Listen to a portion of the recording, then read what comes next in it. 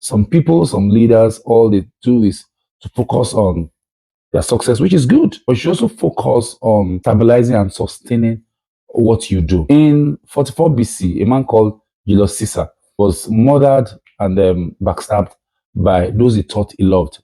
And they killed him.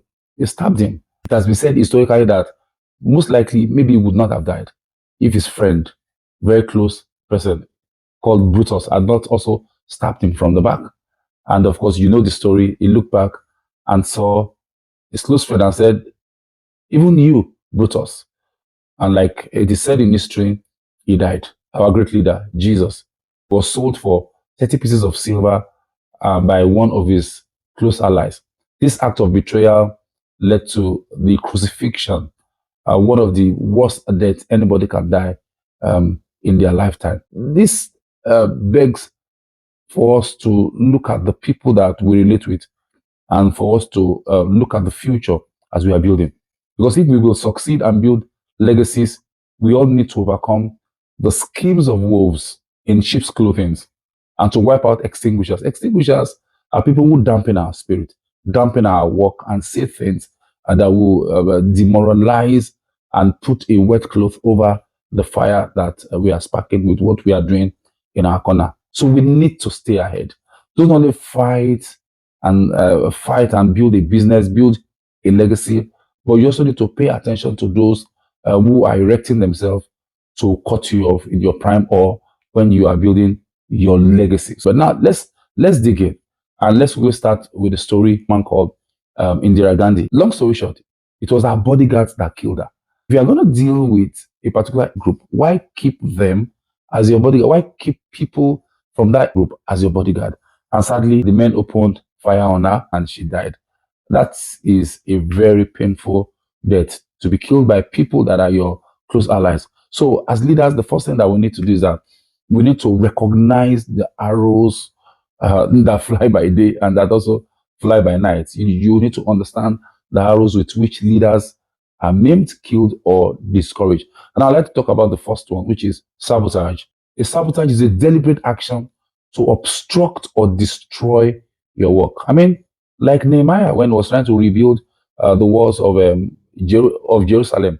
I mean, there were people who were intentionally throwing stones at his glass house. So there are people who will throw stones on your glass house, not because of anything, but because of what we will discuss later on. Now, other ways by which they also throw arrows at your leadership grace or quotient is a character assassination, because false accusations and rumors designed, please take note of that word, designed to tarnish your reputation. Remember what happened to a man called Joseph, a pious man, and his reputation was just tarnished in a day because a woman said that he wanted to sleep with her, and she was the one that was trying to bring him down.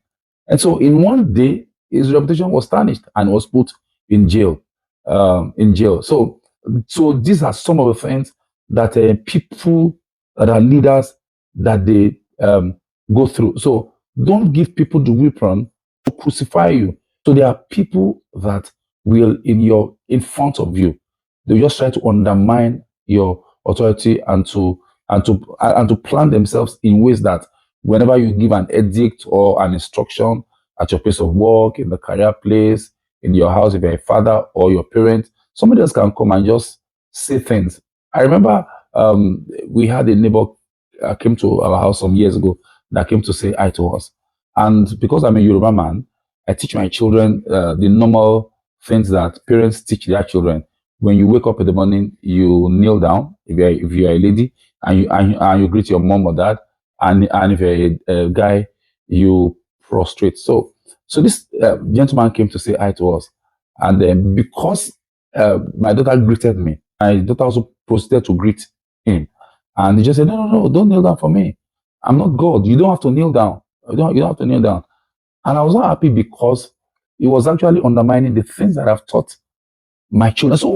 So there are people that will intentionally do things to hurt your leadership.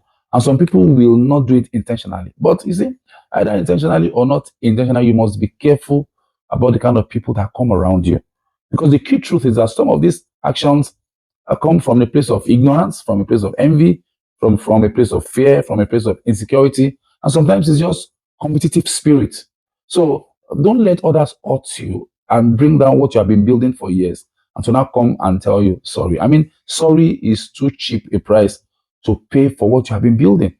So we need to recognize them for what they are, but don't let them distract you from your purpose. So when you stay ahead of this and you know these things and you nip it in the bud, don't. Yes, somebody might be talented and gifted and stuff, but be careful where you plant them in your company. Be careful where you plant them in your home, so that they don't destroy what you have been building.